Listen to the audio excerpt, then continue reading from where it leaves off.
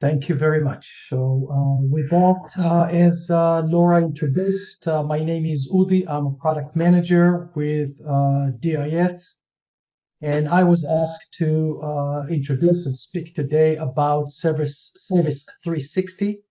I have here a full hour of content, so I'll just start getting through it right away. I wanted to start by putting that statement on the screen that summarizes what I will be talking today. It starts with what Service360 is, a solution that integrates a suite of service productivity tools. Why are we doing it? To significantly enhance the performance of service departments specifically, because there is a need. How? Through the use of digital transformation of the entire service cycle within the walls of the service department. And with that determines my agenda for today. I'll start by explaining what is this suite of service productivity tools we're talking about, how integrating them turns it into a solution. Why do we focus on service departments, and why do we think it's valuable to our customers? Talk a little bit about digital transformation, and I'll go and try and do a demonstration of the entire service cycle, and I'll try to cram a day in the shop into 20 minutes. Hopefully I'll be able to accomplish that. So service productivity tools include the service scheduling, which is a tool for service managers, for them to manage jobs and to be able to monitor their technicians, built on technology platform that is future-proof with the right interface. The next one is Service Logistics Go. That is a mobile app. Our more accessible one runs on cell phones, Androids, iOS, and aims to give the technician the ability to complete a job with less screen time right from their pocket and maximize their productivity. The other side of Service Logistics Plus, is a tablet-based application that lets technicians face multiple challenges of less well-defined jobs. For example, I came and there's a new piece of equipment that my customer is not listed on my customer records. Customer wants to have a whole different job, not the one I was sent to. I need a part that was not prepared ahead of time, and so on.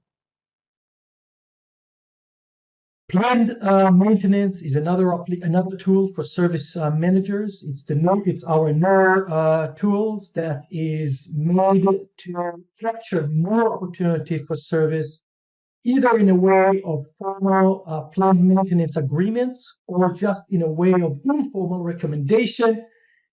We are coming to now 3 months, which is the period for the planned maintenance. Then you want to do the maintenance, which adds value to the end customer to keep their equipment healthier and add revenue to the department. Service timesheets is another. This manager can review the technician timesheets that they reported, can use it to eliminate mistakes, figure out if something is wrong in the process, and basically approve it before they are being paid. Service work orders is another tool for the service manager that allows them all the time to see what workload is there for their shop, straight integrated with the business system, and also lets them monitor any edits a tech does while he's working on a job for a work order. Future coming. Inspection, it's a tool that is aimed towards inspectors to manage their jobs and to manage their time the same way that you do for technicians.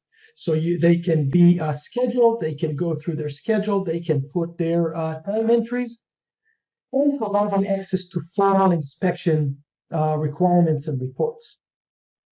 Last is just the future is the other. Now that we're getting this focus on the service department, service department challenges will most likely bring up some other tools that will be included in that group.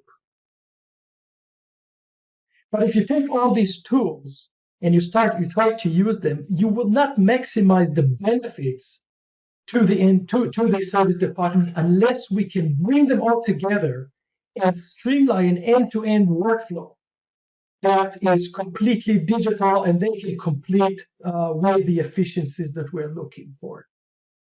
In that case, for that, in Service360, we included an integration application. You can see the same application here on the perimeter of this chart and the integration application in the middle that now do something on the data flows to the other one as it is relevant. And in this case, they're becoming integrated one to the other. So we, as I said, we created a share between those tools, cloud-based on AWS technology, software application, and data repository that performs all these integrations between the tools and with the back end using very advanced searching and synchronization tools. Because at the end of the day, this integration yields the productivity. You put a note in the service logistics, which to remind you is a tool for the tech. And you see it in the service scheduling, which to remind you is a tool for the service manager. Because of this integration. Service Logistics, Service360 also implements newer technologies that allow us to do a lot of this, complete a lot of this workflow, right? You might not know all these tools, and it doesn't matter.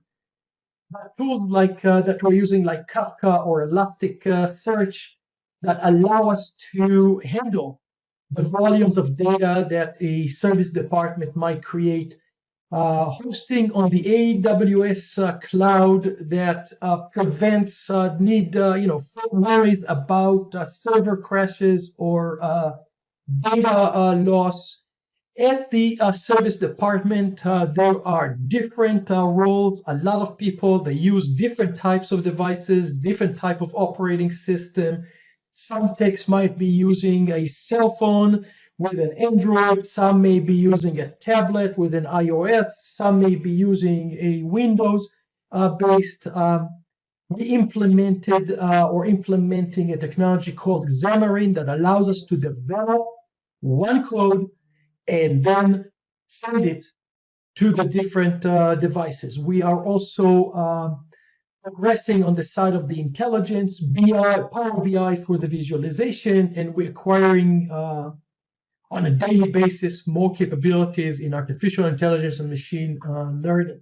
So once we integrate the whole thing, that integration now allows us, as you can see, replace the bullets of the tools with the bullet of the end-to-end process. And the tools that are in the perimeter here participate in this process, and you can complete the whole workflow going from customer request all the way through to the customer is happy with the service and we're done. So we move from a suite of productivity tools to a solution that can now support the workflow end to end. Why focus on the service department and why the service department is important? For the most dealerships, they follow the 5 profit center model, whether you have one, whether you have two, different variations, but for pretty much similar structure. 5 distinct profit centers. Each one of them has unique revenues and profitability. Includes the new equipment, the used equipment, the rental, the parts, and the service department, one of the profit centers. The service department is unique in some essence because of the different challenges that it faces as listed here. First, it's one of, very often it's a highest profitability profit center that makes worthwhile increasing its efficiencies and productivity. Commonly, a high percentage of the employees in the per department. Often it requires road work, working from the field, and that gives a whole different challenge. It includes people or employees of different profiles, like dispatchers, like administrators, like technicians, and they work a little bit different. Each one of them is a little bit different. Each one of them looks at a different tool. Each one of them does a different assignment. Things like planned maintenance, inspection, these are variations on the workflow that are different. Same as lease with maintenance or guaranteed maintenance that has to be tracked and puts new challenges. Service department works 24/7 often. So all these challenges make the service department a real good candidate to benefit from a solution like Service360. On a survey that we did for what dealerships are focusing on in 2022, and you are invited to take a look into it, recommended, some of the findings there, 72% plan on using mobile apps. 72% of the dealerships surveyed in this case plan on using mobile apps. 33% plan on using technology to optimize specifically their service processes. 26% anticipate tech labor shortages. And if you want to retain or acquire new techs, removing all the inefficiencies and having an environment, a technology-based environment that they can work with, is a real good and needed tool to do that. So we came up and we said, okay, that justifies providing a solution that is dedicated for this department. And when it's done through or with DIS, right, you know that it's tightly integrated to the other departments, like the parts and finance and all this stuff. Another advantage of DIS is that DIS already have significant experience in doing the same for dealerships in our verticals in different departments, whether it's quantum, equipware, and so on, all the way to Constellation that DIS is now a part of, that expand that horizon to even other verticals to learn from and to bring knowledge from. So how do we plan on how do we do it, right? Through digital transformation. Sounds a very sophisticated term, but it's not that complicated. Basically, the application of digital capabilities to processes, to products, and to assets. And that will result in efficiency, customer value, managed risk, and potentially new monetization opportunities. Like as we go forward, think about the planned maintenance, for example. So not that complicated, just reimagining the business in the digital age that we are in.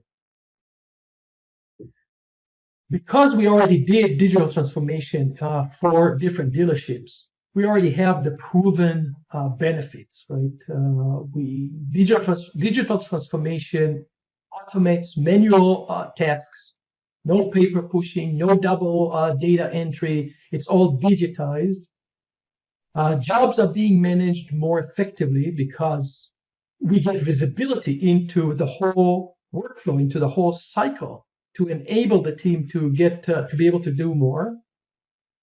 The service processes are getting streamed because all the information flows to everybody at the dealerships, and everybody stays on the same page. Increased productivity and efficiency, that because we spend less time on redundant activities and reduce human error. And hopefully I'll be able to show that in the demonstration that will follow.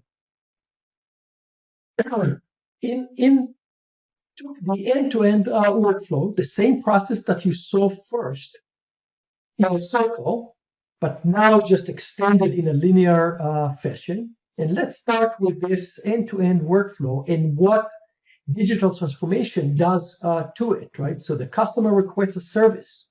A work order is issued, let's say in this example, by the other department in the dealership that is using the DMS. That work order immediately appears in the service scheduling tool of the service manager, so he can now assign it to the technicians. As soon as he assigns it to the technician, that goes right into the service logistics tool of the technician that was assigned to that job, and now he can start performing the job and taking care of the recording all the different events and all the different notes and all the different things he needs to do for the job right there on his device using service logistics. And as he does that, as he moves forward through the job, all that is getting updated into the service scheduling to the service manager that can now monitor from his office the progress and try and help wherever it's needed. But as he does that, the assigned technician goes through the job, gets to the end of the job, closes the work order, submits the timesheet, but that puts it straight into service timesheet.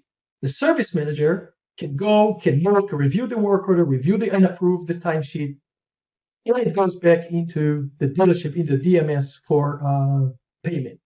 No paperwork, it's all digital workflow, and it's immediate sharing with the right person for the next action to be taken. And that specific workflow now comes in multiple variations that you have to address also, because as we said before, service department is fairly complex place, right? What if the work order was issued by a tech that is in the field? What if the work order was issued by plane maintenance because it's under contract? What if the service manager wants to issue a work order because he got a call? What if he goes to assign it to a tech that has time off or is in training or whatever? What if we have a multi-location where in one location techs are really busy, but on the other one they might not? Maybe it's not a regular job. Maybe it's an inspection. How about a helper tech, right? A tech needs help by a tech that is working on a bay next to him. The other tech is not assigned to the job, but we still want to collect, we still want to record his time against this work order. What about unplanned requests, or if I am in the field and suddenly I lose communications, right? And I cannot connect. How do we avoid or handle runoff jobs and so on and so forth? All these different cases, all these different variations on the basic process are taken care of through this digital transformation. The potential is, we believe the potential is very high, right? Early customers that we have report up to double digits percentage increase in productivity. And in just of the cases that you can take, that one assessment by one of customers, if when the technician saves 3 minutes per hour, that's 5% in his productivity.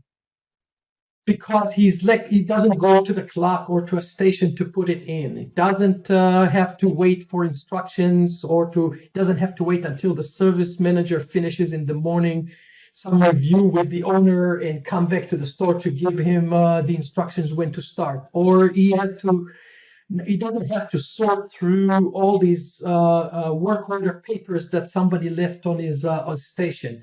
Or he just spends more time in the bay. But if you just look into that, you can see the potential for the return on investment here. And we haven't completed yet the complete ROI calculator for that, but it will be done soon, and I'll invite you to take a look at that when it is. And with that, I'll jump into the demonstration. In this demonstration, I am not going to take you through the different tools and explain to you each one of the tools. If you have questions about the tool, please feel free to access us and ask us. I'm going to try to take you through an end-to-end workflow to show you a little bit how it feels and who does what and how we cover a full day. And of course, I cannot cover all the issues and all the cases, but I'll try and cover some, and hopefully that will do. That will help you and clarify Service 360 for you. Take a dealership, you'll see it in the software as FF equipment. It's a multi-location. A couple of service managers will participate. So if you hear the S name, Sam or Sarah, that's a service manager. And a couple of technicians. One of them has my name, and the other one is Revathi, who is a product manager here at DIS. But for this demo, we are the technicians. So I'll try and take us through a day. Right before the day even starts, Sam, who is a service manager in one of the locations, goes to review all the work orders, assign the jobs. The tools that you'll see being used are service work orders and service scheduling, and some points to pay attention to. And I will just play that so you can see how that works.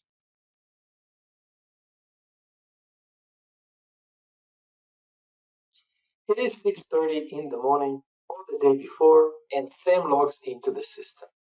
Let's start with some orientation. On the left is a menu of all tools. On the right is the screen where the tools selected will be shown. When no tool was selected, we see a dashboard. We can use that dashboard to navigate to any tool of interest. Service productivity tools of Service 360 are under the Service tab. This dealership is set as a multi-location dealership for purpose of this demo. By setting the company and branch for each person per their function, they focus only in the information that is relevant to their job. Sam is placed automatically at the right company and the right branch. But think one step further. The data we collect over time is organized by company and by location, so we can add even more value through things like analytics, or study shop performance, or specific customizations, or automatic communications, and so on. Throughout the day and the week, Sam can look at any time to stay updated on the complete set of work orders his back office is looking at. Just select to get started. He does not need to ask the back office or any person there. He will not be surprised by uninspected. Less will fall between the chairs. These work orders are continuously and automatically updated for him from the business system. After reviewing the overall list, Sam examines work orders that are still open. To do so, he is using a filter he already set in his default filters to match his workflow. Select and done. One click. Next, Sam goes to sort the list by the work order number, which is easiest for him. Now he starts by assigning some work orders to some of the technicians. Some jobs need to be assigned to specific techs, maybe because of their specific skills, or maybe because it is a specific customer. For example, WK26064 is assigned to Udi because it is an internal repair job. WK2605101 is assigned to Revathi because she takes care of the customer, Tracy Griffin. Remember, No paperwork was created or exchanged hands. These assigned jobs are already submitted to the techs. Some jobs SIM wishes to schedule to a specific time in the day. The owner may require delivery at a set time, or this job was promised. SIM easily changes to service scheduling. Another orientation. The left portion of the screen provides the list of tasks in the branch SIM is assigned to. The next section to the right are the daily swim lanes per technician. When we select the Show Jobs, the right part of the screen now shows all the jobs.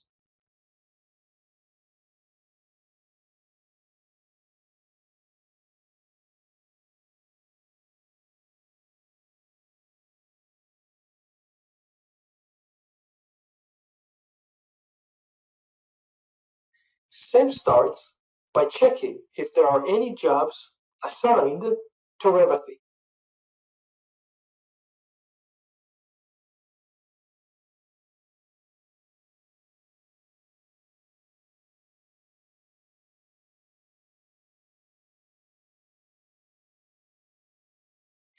She has some assigned jobs that are marked priority 1 should be scheduled to be taken care of today.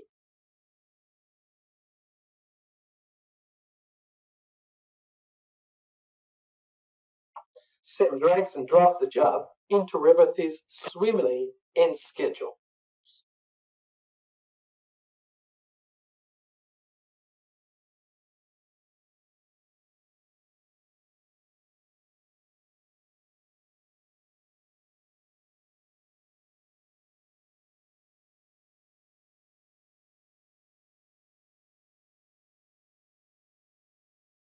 SIM then checks the same for Udi.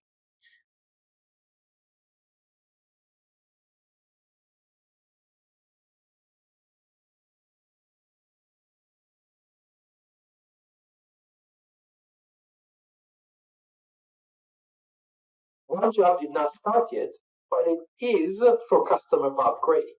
The equipment is now in the shop, needs to be completed. Drags and drop into the schedule for Udi.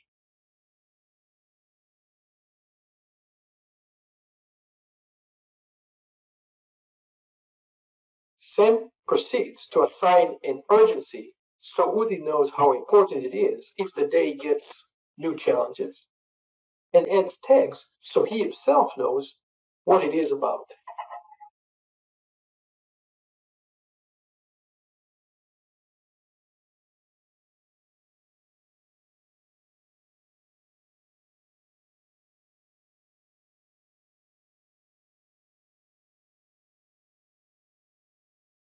So we accomplished the assigning of the jobs. We have a plan for the day. It's now 6:45, and Sarah comes in, and she is responsible. She's a service manager in a location, but responsible for the region. And now she wants to balance the load on all the tasks between all the different sites. The tool that is being used is service scheduling in that case. It is now 6:45 in the morning or the day before. Sarah and Sam are on a job load balancing conference call, sharing the service logistics screen. Sarah, the regional manager, can see both locations. If we take into consideration other unplanned jobs that might come up through the day, Udi and Revati in location A are fully loaded. Maybe a technician in location B can be assigned to some of that load. Sarah and Sam check to see if there are any jobs, take the road jobs, that this technician can take over.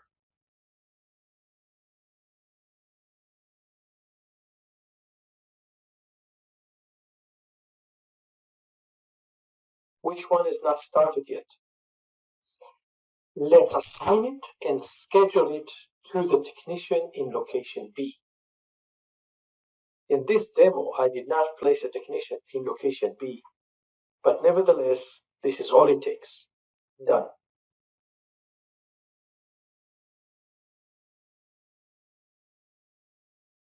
So done, and we are now at 7 a.m. Have a plan, have the plan balanced. Sam is the location is the location service manager in the tool. He is basically putting his daily schedule on a TV display from service scheduling. So the plan is shared and the team is aligned.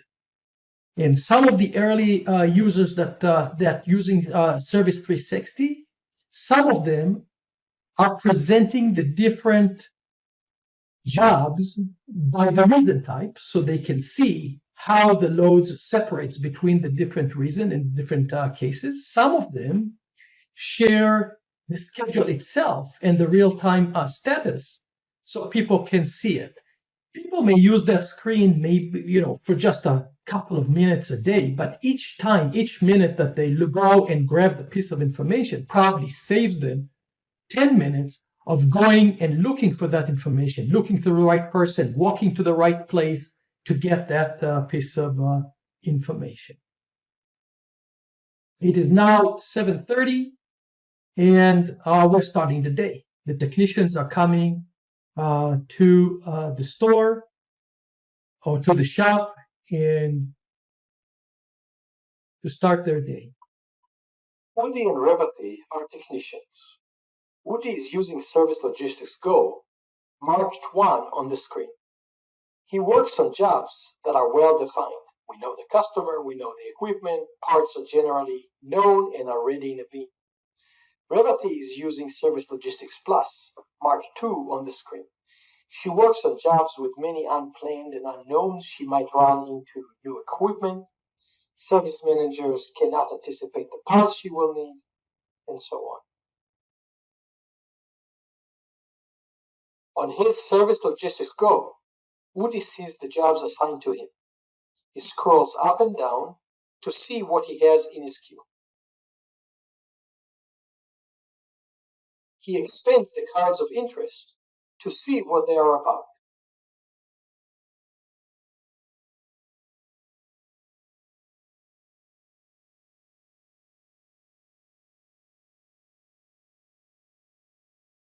He switches to the Schedule tab. Any jobs I must complete first per schedule set by my service manager? Oh yeah. What is this job about? Expand the cards for quick review. Okay, opening to start. Because he is using a phone, one click on the phone number under the equipment location at DIS equipment, and Udi calls the location. Is the equipment still there? To clock in, he goes to put the job in progress. He selects the in route option and once again takes advantage of the cell phone to instantly receive directions from the navigation application with a single click.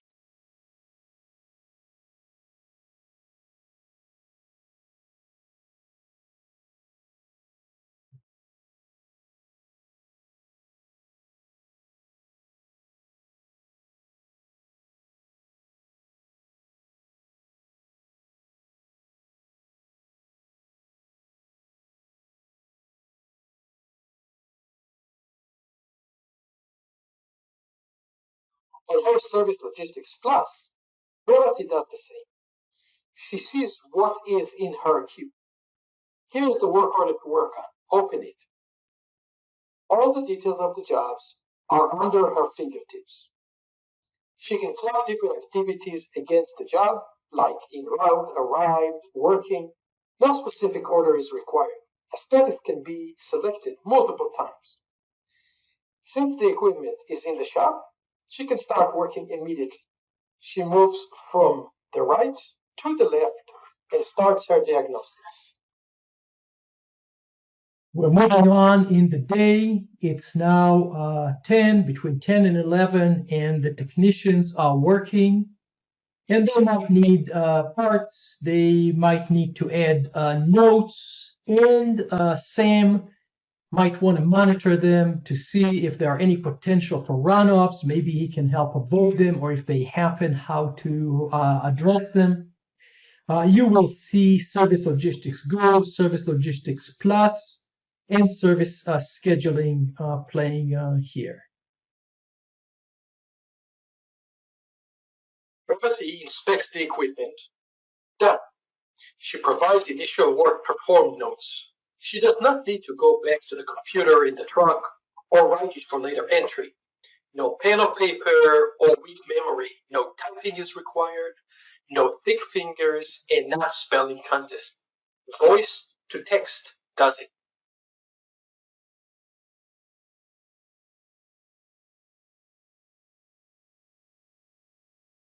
Remedy elects to add a picture.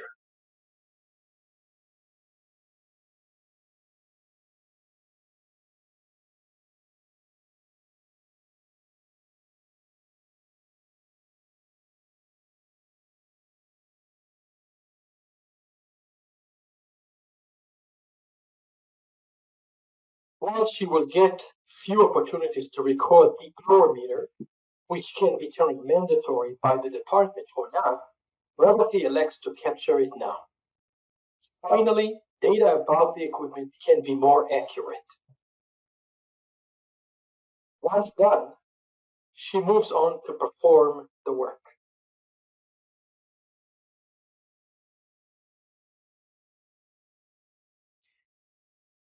Meanwhile, Udi has arrived at the destination. He changes the status on the job to working and sets the job type and rate.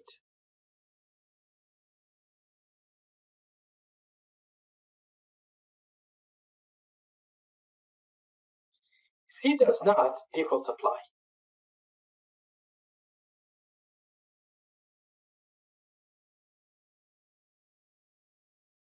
He has now clocked out of the in-route activity and clocked in to the working activity. Clockings are not based on his memory, but on a true time. Like Revati, he inspects the equipment. Done. Even if he is currently in the cockpit of a combine, he reaches to the cell phone in his pocket and provides initial work performed notes.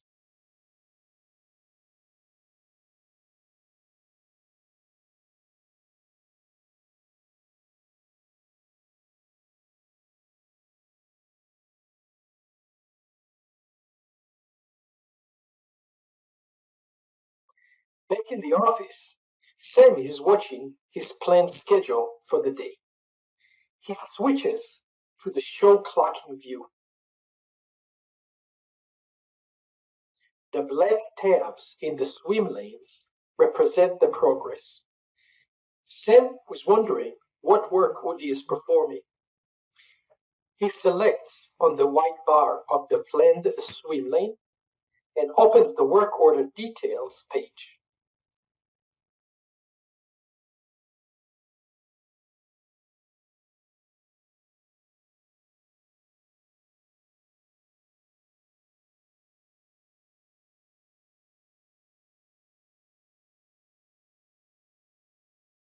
Expand technician notes and get an update.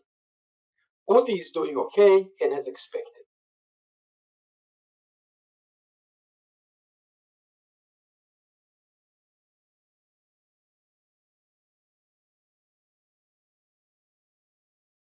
As she proceeds in her work, Revati needs to pull out a part from the inventory. It might be on her truck or in the shop workstation.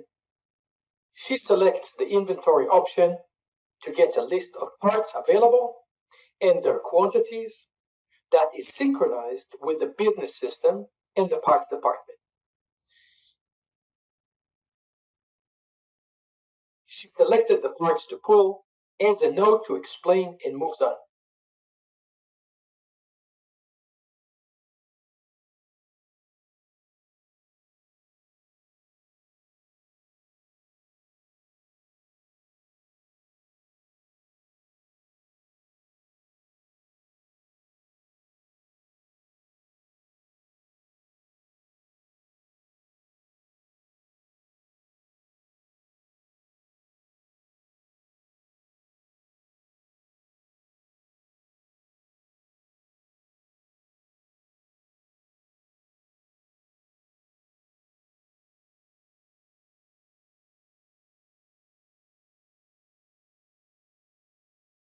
It is now around 11 a.m. and Sim checks the progress in the shop. He does not want any run of jobs. Looks like Udi and Rebati are getting closer to finishing their jobs. He goes to check if they still think they will make it on time. And with that, we are moving to the next step. Now it's already afternoon, jumped over lunchtime. And Sam has to deal and handle some unplanned jobs, some calls that are coming in, or he attends to planned maintenance. And this next section will show you both the tool, service scheduling, and planned maintenance in that context. Rebati inspects the equipment. Done. She provides initial work performed notes. She does not need to go back to the computer in the truck or write it for later entry. No pen or paper or weak memory. No typing is required. No thick fingers and not spelling contest. Voice it is now text noon, does it? Sam receives a phone call. A customer says he might be able to come this afternoon. Sam knows it might or might not happen. Rebati is premature to open a work order and assign it to a technician. Right from his screen, he goes to add work event, but marks it as planned work order.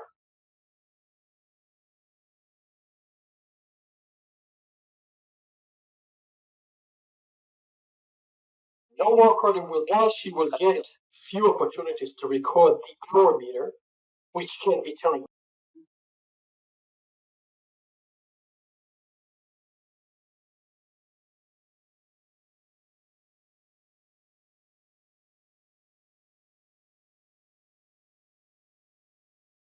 It places this planned work order on the striped swimming lane, so it is not assigned to any technician yet. He will get back to that later in the day. Service360 allows Sam to set his planned maintenance operation and establish agreements for them. Once all planned maintenance operations are set, contracts can be established providing instruction what operations should apply to which equipment and for how long. Like unplanned work orders, these will turn into scheduled events that are not work orders, but Sam can use to maximize the potential for business. They can be later turned into work orders ready for Sam to schedule. It is now after 4 p.m. By the time we reviewed planned maintenance, Rebati has completed her last job for the day, indicated by the full black track. Udi is still completing his last job of the day. Before completing the job, he goes to review its details.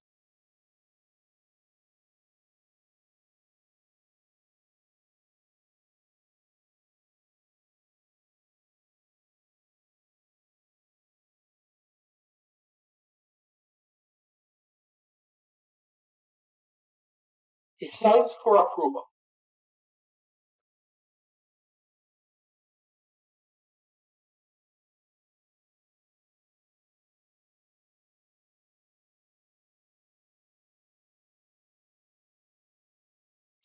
A work performed form is shown for optional customer approval and signature.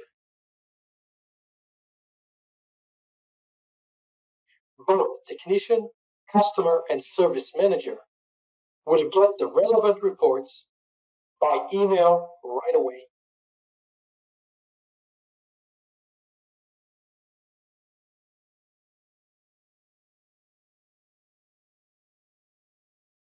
Change status to a work complete and a final synchronization of all data related to the work order takes place for the service manager and for the back office. Meanwhile, the customer that called earlier has arrived. Sim knows Udi is about to be done. At 4:24, he drags the planned job to Udi's swim lane and converts it to a work order.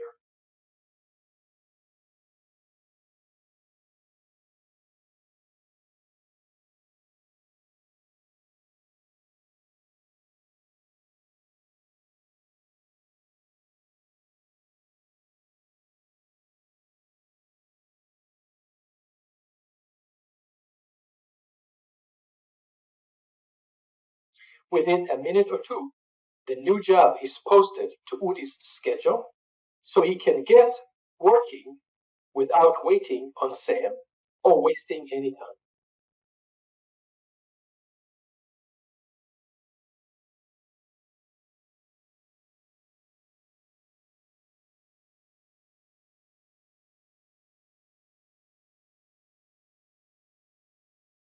And with that, we're coming to the end of the day. We already saw how we can look at the jobs that were reviewed, how Sam can review the jobs and the work orders that go with them. Let's see how we go about the timesheets that go with it. Almost done. Time to go home. All jobs are done. Good day.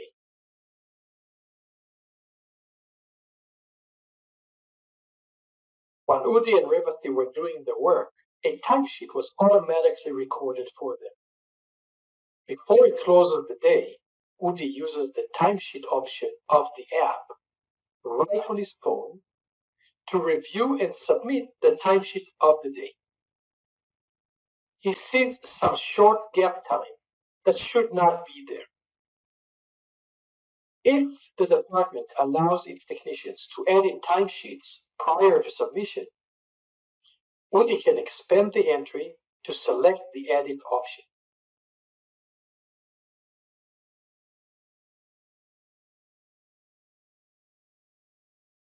Change the time to match the following entry, and done. Udi is required to add an explanation for this manual edit that will be reviewed by Sam later.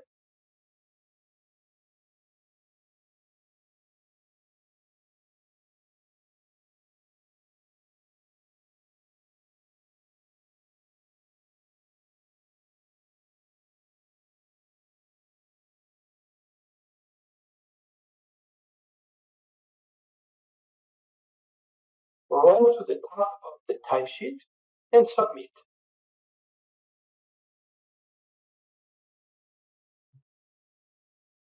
If he will be called back for an emergency, Udi can reopen the timesheet and add clocking to this day.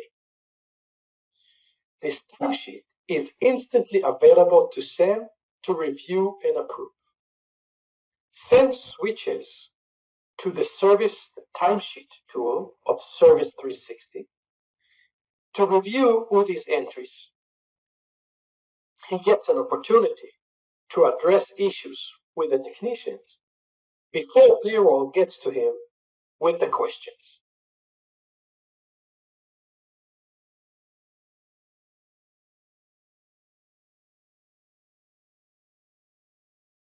So in summary, some of the time savings and productivity increasing opportunities that we showed in this demonstration, and I hope it clarified Service360 for everybody. Some of these time savings that we saw were how we can do pre-plan of our schedule, but combine it with adding unplanned as they come.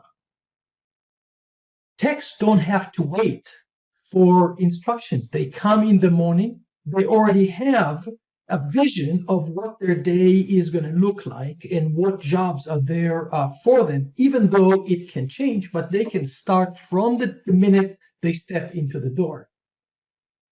Technician utilization can be increased in a multi-location place if one location has lower load and done really fast, and all the information is in front of the service managers. They can save time working. The jobs, all this place where I need to put the information is just in my pocket. I don't have to go to any clock. I don't have to go to any desk. I don't have to go to any terminal.